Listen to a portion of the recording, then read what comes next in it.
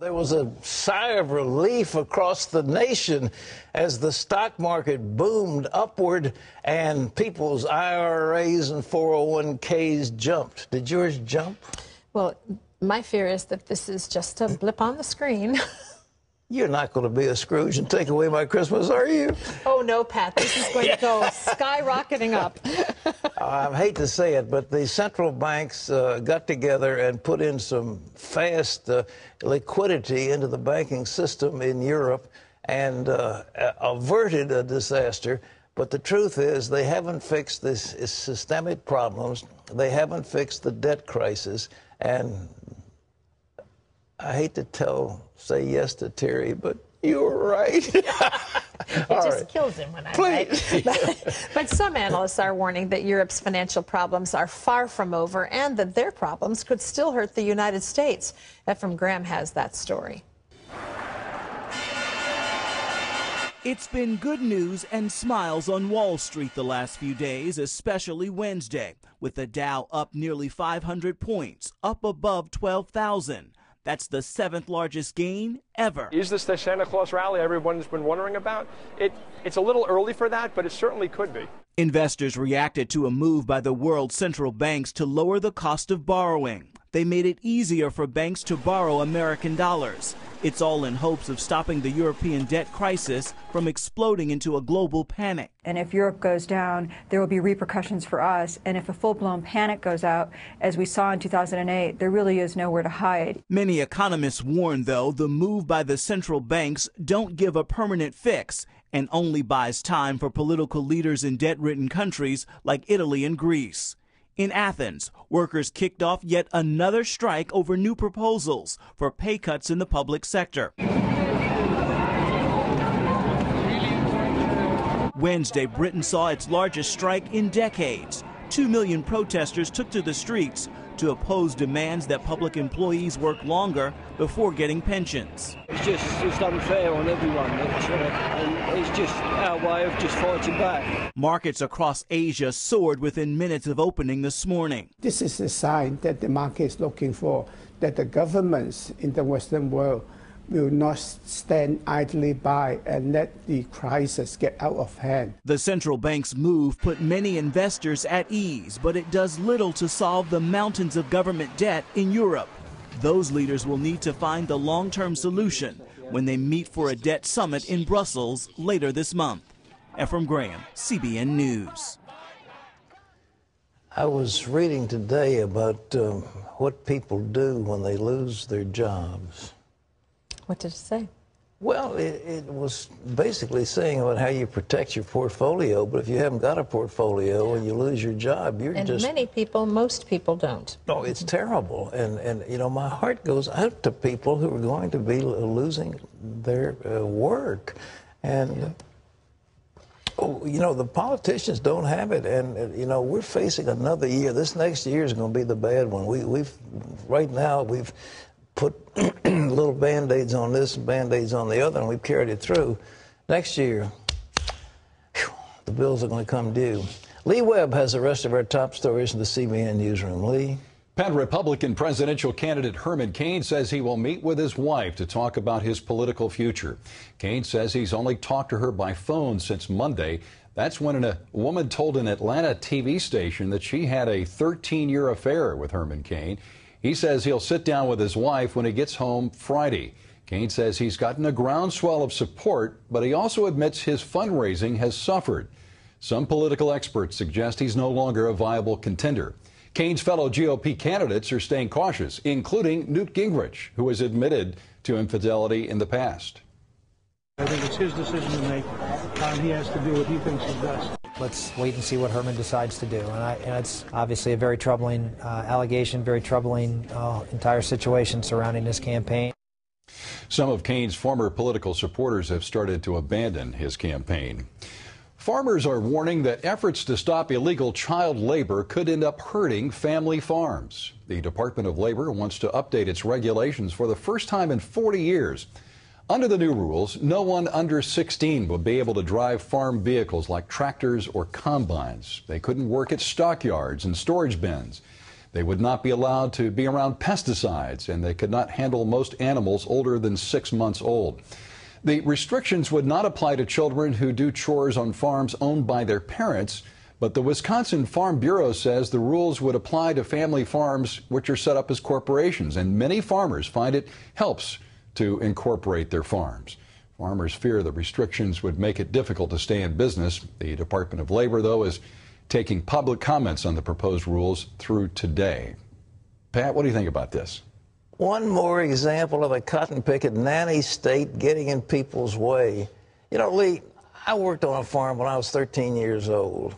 I learned to drive a truck. I smashed the truck into a tree stump, cracked the block, but nevertheless, I learned it was a 1928 Ford, the one where you had a spark advance. And have you ever driven one of those things? I can't say I have. You have to advance the spark, and I mean, it was crazy. But anyhow, I was 13, and I worked from, I don't know, when I got up at 5:30 in the morning or 6, I was out.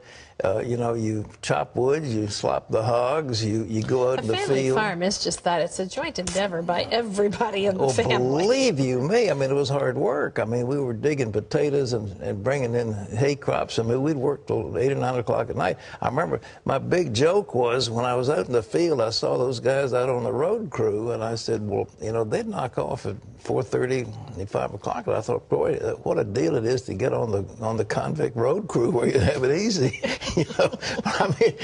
But that was very formative for me. It was very helpful for me.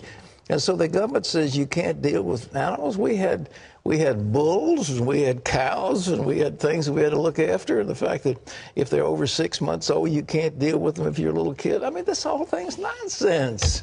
Oh, Lord, if the government would just get out of people's way. Lee? Pat, residents of the Iranian city of Isfahan reported hearing a loud explosion Monday. Isfahan is the home of a key facility for Iran's nuclear program. The London Times reports city officials said the explosion took place during a military drill and was not at the city's uranium conversion facility. The Isfahan plant converts yellowcake uranium into more usable forms. Officials with the Iranian government deny there was an explosion. Another incident, though, on November 12th destroyed a missile facility at a military base near Tehran. The massive explosion killed 17 people, including the head of Iran's missile program. Some analysts speculate the recent explosions could be the work of other countries trying to sabotage Iran's nuclear program, Pat.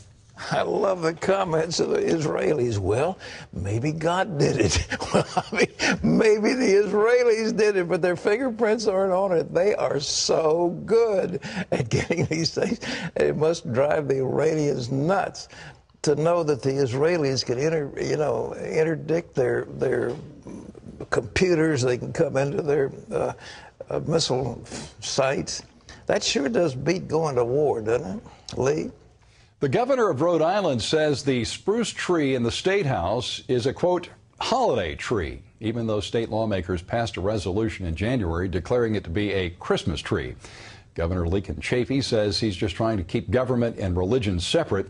Chafee says lawmakers upset with his decision should focus their energies on feeding the poor. Well, it's just the opposite situation in Wisconsin. For the past 25 years, the tree at the state capitol there has been called a holiday tree.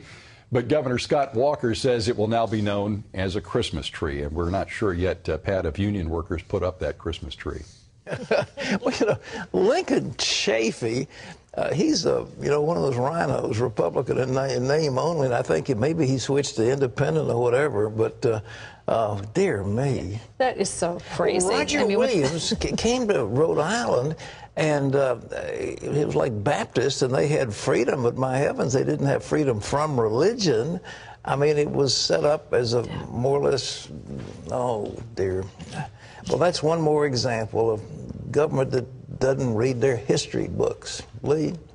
A camel and a tiny burro appeared before the U.S. Supreme Court Wednesday. It wasn't a publicity stunt. In fact, it was part of a serious effort to make sure religious liberties are protected in this country. Paul Strand was there, too.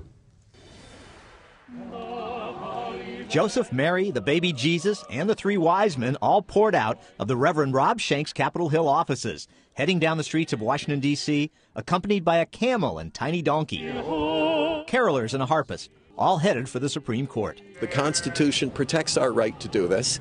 We like to send the message, look, if we can do this in front of the United States Supreme Court, you can certainly do it in your community. Several years ago, Schenck and his colleague Reverend Pat Mahoney were bemoaning the fact that so many governments and legal groups were taking action against Christians and displays of Christianity. We are seeing tragically hostility toward open public expressions of faith. When I was younger, all across America, virtually every city hall, every state capitol had a nativity scene, had a manger scene. They decided to be proactive by getting permits to do these processionals and nativity scenes in prominent places across America, and by asking Christians to do it wherever they live. We're going right in front of the United States Supreme Court, right in front of the United States Capitol. We've been granted a permit for that, thereby giving everyone in America, they can't say it's unconstitutional, or court can't say you're not allowed to do it when we've been given permission to do it in front of the United States Supreme Court. Schenck says it's also important for elected and appointed officials to see such displays of faith and be reminded. This is a right. This is really the supreme right of every American citizen, and they need to protect that right. Just because some leaders tell us it's no longer a Christian nation doesn't mean you don't have the right to try to prove that it is, including by putting on your own nativity scene in your city. Paul Strand, CBN News, reporting from Washington. Pat, what do you think?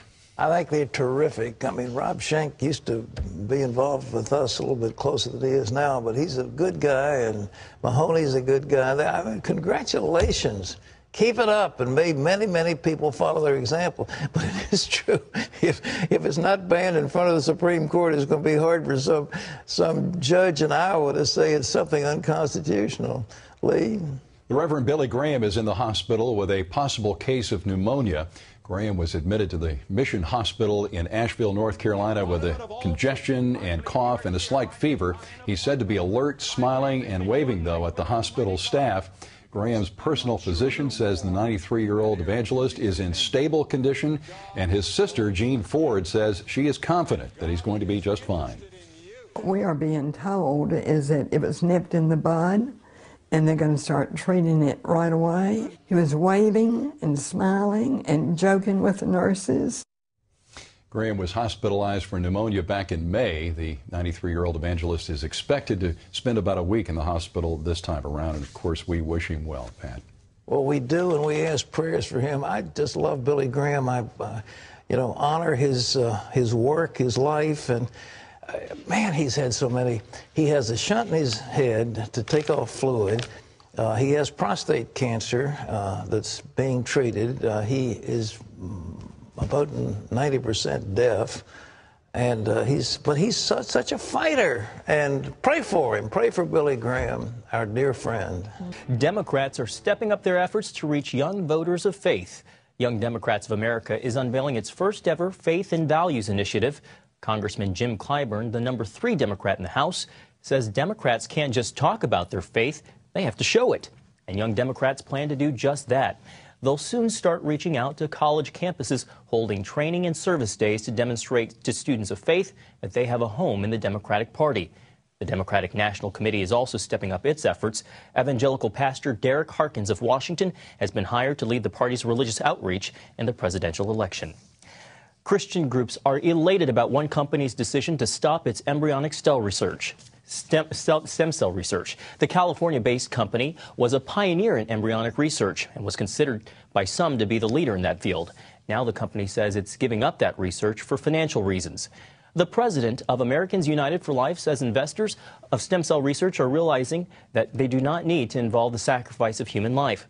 Charmaine Yost says this is good news for those who appreciate the science behind stem cell research. Life-saving treatments have come from adult stem cell research, a moral good coming from a person's own stem cells. But research in which unborn children are cannibalized for stem cells destroys life and has been proved to be ineffective. Well, you can always get the latest from CBN News by going to our website at cbnnews.com.